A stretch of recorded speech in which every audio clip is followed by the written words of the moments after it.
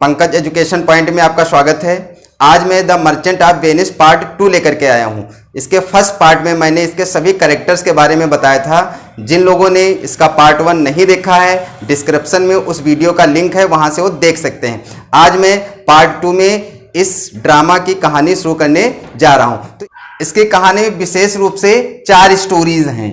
एक bond story, दूसरी casket scene, तीसरी ट्रायल सीन या कोर्ट सीन और चौथी है रिंग सीन। तो आज हम बांड स्टोरी पर चर्चा करेंगे। बांड स्टोरी में कौन कौन सी घटनाएं घटित होती हैं, इस पर हम चर्चा करेंगे। तो सबसे पहले हम ये देख लेते हैं कि बांड स्टोरी में कौन कौन से कैरेक्टर पार्टिसिपेट करते हैं।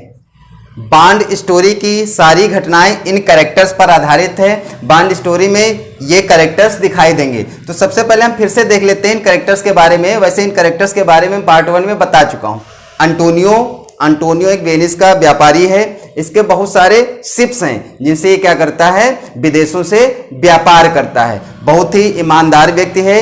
ये जरूरतमंद लोगों को धन उधार देता है, वो भी बिना किसी ब्याज के।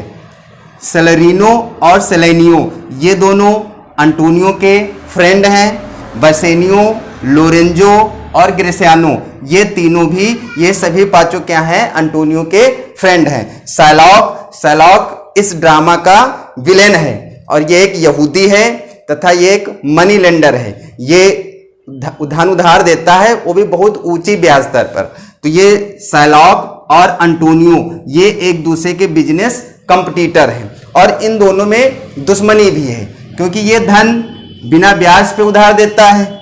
इसका मकसद क्या होता है कि अधिक ब्याज दर पर धन उधार देना और अधिक से अधिक धन कमाना। ये क्रिश्चियन होता है, ये यहूदी होता है। सैलॉक यहूदी है और अपने धर्म के अलावा किसी भी धर्म को तवज्जो नहीं देता है। उसकी नज़रों में इस संसार में जो सबसे अच्छा धर्म है वो यहूदी धर्म है और वो क्रिश्चियन को तो बिल्कुल भी पसंद नहीं करता है। इसलिए इस सैलॉक में और अंटोनियो में दुश्मनी है। अब ये कहानी शुरू होती है। अंटोनियो अपने घर पर बैठा हुआ है, बहुत ही उदास बैठा हुआ है, बहुत ही परेशान दिख रहा है। उसके मित्र सेलेरिनो और सेलेनियो वो भी वही हैं। वो अंटोनियो से पूछते हैं कि आप इतने उदास क्यों दिखाई देते हैं, आखिर क्या परेशानी है, आप क्यों उदास है। तो अंटोनियो आंसर देता है। वो कहता है मेरी उदासी का कारण मुझे भी नहीं पता है, आखिर मैं क्यों उदास हूं इसका कारण मुझे भी नहीं पता है। तो यहाँ पर सेलेनियो कहता है कि आपकी उदासी का कारण आपका बिजनेस है। आपके इतने सारे शिप्स हैं जो क्या हैं, बाहर हैं, और इसलिए आपको उसकी चिंता लगी हुई है। अगर आपके स्थान पर मैं होता तो मैं भी उतना ही दुखी होता, और मेरे स्थान पर कोई भी होता जिसका इतना बड़ा कारोबार होता है तो उसको अपने कारोबार की चिंता होती है। तो ये अंटोनियो कहता है नहीं, मुझे बिजनेस के बारे में कोई चिंता नहीं है। मैं इतना धनवान हूँ, मेरा जो धन है वो एक ही स्थान पर नहीं लगा हुआ है, उस कई स्थानों पर है, तो मुझे बिजनेस की चिंता नहीं है। मुझे पता ही नहीं चल पा रहा है कि मैं क्यों परेशान हूँ। तो यहाँ पर सेलेरिनो कहता है तो फिर जरूर आपको प्यार हो गया है, इसलिए जिन लोगों को प्यार हो जाता है तो वो बहुत दुखी रहते हैं। तो अंटोनियो कहता है अरे ये कैसी बात कर रहे हो, मेरे साथ ऐसा कुछ नहीं है। तो यहाँ पर सेलेरिनो कहता है तो फिर आप खुश नहीं हैं, या आप दुखी इसीलिए हैं। आप दुखी होना छोड़ दे, आप खुश हो जाएंगे, या फिर आप खुश होने लगे तो आपका ये दुख दूर हो जाएगा। तभी उसके ये तीनों मित्र बसेनियो, लोरेंजो और ग्रेसियानो वहां पर आते हैं। तब सेलेनियो और सेलेरिनो अंटोनियो से कहता है कि आपके अच्छे मित्र आ गए, मुझसे ज्यादा अच्छे मित्र आ गए हैं, इसलिए मैं यहां से जाता हूं। ये मित्र नहीं थे इसलिए मैं अभी तक मैं आपके साथ था। आपका सबसे अच्छा मित्र बसेनियो आ गया है, इसलिए मुझे इजाजत दें, आप इनसे बातें करें। तो यहाँ पर सेलेरिनो और सेलेनियो वहां से चले जाते हैं। लोरेंजो, बसेनियो और ग्रेसियानो वहां पर होते हैं। तब ग्रेसियानो अंटोनियो से पूछता है आप इतने दुखी क्यों हैं, आप बहुत दुखी प्रतीत हो रहे हैं, ऐसा क्या कारण है। अंटोनियो फिर भी वही उत्तर देता है कि मुझे मेरे दुख का कारण पता नहीं है। तब ये ग्रेसियानो कहता है ये जो वर्ड है ये एक रंगमंच है, the word is a stage, और जो यहाँ के लोग हैं वो एक्टर हैं, अपनी भूमिका अदा करते हैं। तो यहाँ पर अंटोनियो कहता है हाँ ये स्टेज तो है, ये संसार एक स्टेज है और सभी लोग अपनी भूमिका अदा करते हैं, लेकिन मेरी जो भूमिका है वो एक दुखी की भूमिका है, मेरी भूमिका ट्रेजेडी है। इस तरह से ग्रेसियानो अंटोनियो को बहुत उपदेश देता है। उसके बाद कहता है ठीक है लोरेंजो से कहता है हम आप लोग चलें, यहाँ पर बेसेनियो रहेगा और इनसे बातें करेगा, हम लोग डिनर पर मिलेंगे। तभी लोरेंजो और ग्रेसियानो वहाँ से चले जाते हैं। तब अंटोनियो बेसेनियो से कहता है कि ये क्या कह रहा था, इतना उपदेश दे करके मुझे चला गया।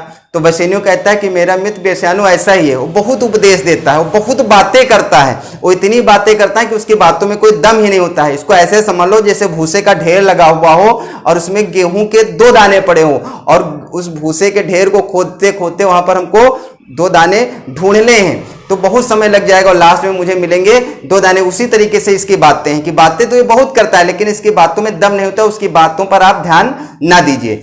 तभी अंटोनियो बेसेनियो से कहता है तुम ये बताओ, एक दिन तुम चुपके से कहाँ किसी लड़की से मिलने चले गए थे, उस लड़की के बारे में बताओ।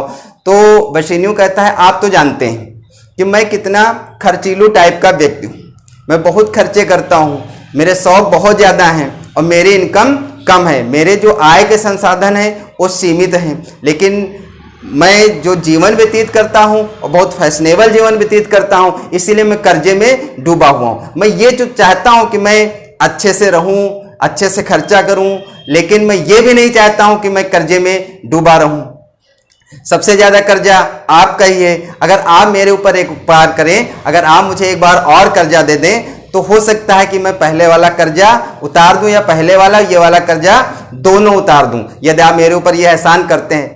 तब अंटोनियो थोड़ा गुस्सा हो जाता है, वो कहता है तुम मेरे सबसे अच्छे मित्र हो, ये कौन सी बात कह दी, आखिर सही से बताओ आप क्या चाहते हैं, मैं क्या कर सकता हूं आपके लिए। तब बेसेनियो कहता है कि बेलमोंट में एक लड़की है, बहुत ही खूबसूरत है, बहुत ही बुद्धिमान है, इतनी खूबसूरत है कि सुंदरता शब्द भी उसकी सुंदरता के आगे फीका पड़ जाता है। वो बहुत ही बुद्धिमान है, सभी लोग उसको जानते हैं और सभी लोग उससे शादी करने की इच्छा रखते हैं, और मैं भी उससे शादी करना चाहता हूं, क्योंकि मैं जब उससे मिला था तो उसकी आंखों में मेरे लिए एक चाहत सी नजर आई थी, इसलिए मैं उससे शादी करना चाहता हूं। तब अंटोनियो कहता है तो दिक्कत क्या है। तो बेसेनियो ये कहता है उनके पिताजी मरने के बाद एक वसीयत छोड़ गए हैं, उस वसीयत में उन्होंने ये इच्छा जाहिर की है कि उनकी पुत्री की शादी एक कंपटीशन से हो, एक टेस्ट हो, एक स्वयंवर हो, और उस स्वयंवर में जो जीतेगा उसकी साथ उसकी पुत्री की शादी हो। तो वहां बहुत से राजकुमार आए हुए हैं और मैं भी वहां पर जाना चाहता हूं, मैं भी उस टेस्ट में पार्टिसिपेट करना चाहता हूं, लेकिन मैं ऐसे जाना चाहता हूं जिससे मैं लगूं कि मैं कोई धनवान व्यक्ति हूं, कोई राजकुमार हूं। उसके लिए मुझे धन की आवश्यकता है, क्योंकि मैं जब उसके सामने जाऊं तो उसको भी ये ना महसूस हो कि कोई गरीब व्यक्ति हूं मैं, या मेरी शादी किसी गरीब व्यक्ति से हो रही है। तो मैं एक राजकुमार जैसा बनना चाहता हूं, इसलिए मुझे 3000 डुकेट्स की आवश्यकता है। तब अंटोनियो कहता है कि तुम तो जानते हो कि मेरा पैसा सारा इसमें इन्वेस्ट में लगा हुआ है, निवेश हुआ है, मेरे सारे पैसे जहाज़ों में लगे हुए हैं और मेरे जहाज़ हैं वो बाहर हैं, और जब तक मेरे जहाज़ वापस नहीं आ जाते हैं तब तक मेरे पास धन का इंतजाम नहीं हो पाएगा। लेकिन आप चिंता मत करें, किसी ऐसे व्यक्ति को ढूंढो जो धन उधार देता हो और मेरी जमानत पर धन उधार ले लो, किसी ऐसे व्यक्ति को ढूंढो, या मैं भी ढूंढता हूं। तब बेसेनियो वहां से चला जाता है। अब जो दूसरा सीन स्टार्ट होता है, इसमें बेसेनियो सैलॉक के पास है। सैलॉक एक धनी महाजन है, वो धन उधार देता है ब्याज दर पर। वो सैलॉक के पास जाता है और कहता है कि मुझे 3000 डुकेट्स धन उधार दे दो और इसकी जमानत मैं अंटोनियो की देता हूं, अंटोनियो इसकी जमानत लेगा, जवाबदेही अंटोनियो की होगी। तब सैलॉक जो होता है वो कहता है अच्छा तुमको 3000 डुकेट्स की आवश्यकता है। बेसेनियो कहता है हाँ, कहता है इसकी जवाबदेही अंटोनियो की होगी। तो उसने कहा हाँ। तब वो कहता है मेरे पास 3000 डुकेट्स तो नहीं है, बड़ी रकम है, लेकिन इसकी चिंता मत करो, मेरा एक मित्र है टुबॉल, उसके पास है, मैं उससे लेकर के दे दूंगा। ठीक है, अंटोनियो आदमी तो ठीक है। तो बेसेनियो कहता है क्या लगता है कि अंटोनियो आदमी नहीं ठीक है? तो सैलॉक कहता नहीं आदमी तो ठीक है, मैं ये कह रहा हूं कि यार मेरी जमानत के लिए वो अंटोनियो आदमी ठीक है, अगर अंटोनियो जमानत दे रहा है उसके जवाब दे तो मुझे मेरा धन वापस मिल जाएगा, लेकिन क्या मुझे अंटोनियो से मिला सकते हैं? मैं अंटोनियो से एक बार मिलना चाहता हूं। तब बेसेनियो कहता तो ठीक है, आज रात में मेरे यहाँ डिनर पे आ जाइए, मैं अंटोनियो से मिलवा दूंगा। तो सैलॉक कहता है सब बातें तो ठीक है, मैं तुम्हारे साथ बेच सकता हूँ, तुम्हारे साथ कोई वस्तु खरीद सकता हूं, तुम्हारे साथ बात कर सकता हूं, तुम्हारे साथ चल सकता हूं, लेकिन मैं तुम्हारे साथ डिनर नहीं कर सकता हूं क्योंकि तुम एक ईसाई हो और मैं ईसाइयों के साथ डिनर नहीं करता हूं। तभी वहां पर अंटोनियो आ जाता है। उस समय शर्लॉक अंटोनियो को ना देखने का बहाना करता है, लेकिन उसके माइंड में एक बहुत ही बॉन्डर चल रहा होता है। जैसे उसने अंटोनियो को देखा, उसके माइंड में एक चाल आ गई। उसे सोचा अब यही तरीका है कि मैं अंटोनियो से बदला ले लूं, क्योंकि अंटोनियो और शर्लॉक में क्या है, कंपटीशन है। शर्लॉक अंटोनियो को नहीं पसंद करता है, अंटोनियो शर्लॉक को नहीं पसंद करता है। ये दोनों क्या है, एक दूसरे से नफरत करते हैं। जैसे वो अंटोनियो को देखता है, कहता है आइए अंटोनियो, आपका स्वागत है, क्या बात है। तो अंटोनियो ये कहता है कि मुझे 3000 डुकेट्स की आवश्यकता है अपने मित्र के लिए, तो मैं धन उधार लेना चाहता हूं। शर्लॉक कहता है मेरी जानकारी में तो ये है कि आप ब्याज पर न धन उधार देते हैं न धन उधार लेते हैं, तो फिर आप मेरे यहाँ धन उधार लेने आ गए।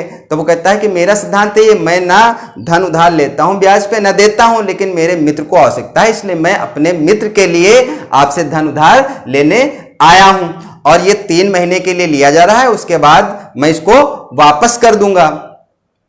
तब शर्लॉक ये कहता है कि तुमने तो मुझे कुत्ता कहा था, तुमने तो मेरे कपड़ों पर थूका था, तुमने तो मुझे कुत्ते की तरह लात मारी थी और इसी कुत्ते से पैसे लेने आ गए। मतलब वो व्यंग छोड़ता है, कहता है कि मैं आपसे कह दूं कि कहीं कुत्तों के पास धन होता है, लेकिन मैं ऐसा नहीं करूंगा, मैं तुमको धन उधार दूंगा।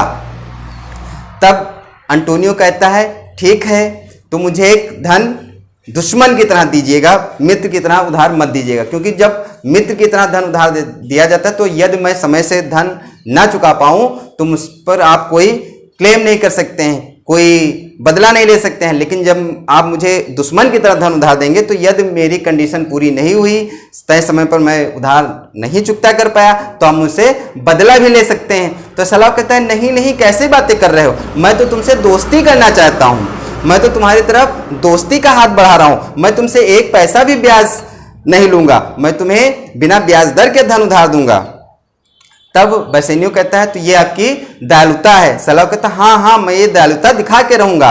वो कहता है ठीक है, मैं धन उधार दे दूंगा 3 महीने के लिए, बस मैं आपके साथ मित्रवत व्यवहार करना चाहता हूं, लेकिन एक बांड तैयार करना होगा, उस बांड पे आपको साइन करना होगा। ये बांड वकील के पास तैयार होगा और इस बांड पर एक महज एक जोक की तरह, मैं एक मजाक की तरह मैं तुमसे एक कंडीशन भरवाऊंगा। कंडीशन ये है कि यदि आप 3 महीने के अंदर मेरे धन को वापस नहीं कर पाओगे तो आपके शरीर के किसी भी पार्ट से 1 पाउंड मांस का टुकड़ा काट लिया जाएगा। ये महज एक कंडीशन है और कुछ नहीं है। मैं आपका मांस का टुकड़ा नहीं काटूंगा, लेकिन महज एक जोक के लिए आपको एक कंडीशन भरनी होगी। तभी बेसेनियो इनकार कर देता है। अंटोनियो से कहता है नहीं नहीं, यहां पर ये बदला लेना चाहता है, ये भी कोई कंडीशन है। तो अंटोनियो कहता है कोई बात नहीं, ये 3 महीने की शर्त है, मेरे जहाज 2 महीने में ही वापस आ जाएंगे और मैं इसका पैसा चुकता कर दूंगा। तो अंटोनियो कहता है ठीक है, मैं बांड पर साइन करने के लिए तैयार हूं। तब शर्लॉक कहता है ठीक है, चलो वकील के पास पहुंचो और मैं धन लेकर के आ रहा हूं। तभी वो दोनों वकील के पास जाते हैं, वहां पर उस बांड पे साइन करते हैं, जिस बांड पे ये लिखा होता है कि यदि 3 महीने के अंदर अंटोनियो धन को चुकता नहीं कर पाएगा तो उसके शरीर के किसी भी भाग से 1 पाउंड मांस का टुकड़ा काट लिया जाएगा। इस इलीगल कंडीशन पे अंटोनियो साइन कर देता है और बेसेनियो यहां से पैसा ले लेता है और चला जाता है। इस प्रकार बांड स्टोरी जो है वो देखा गया है कि अच्छाई और बुराई की लड़ाई है। यहां पर अंटोनियो और शर्लॉक के बीच में कॉन्फ्लिक्ट दिखाया गया है। दोनों की किस कदर दुश्मनी है इसका अच्छी तरीके से वर्णन किया गया है। अब अगले वीडियो में कास्केट सीन के बारे में बताऊंगा। थैंक्स।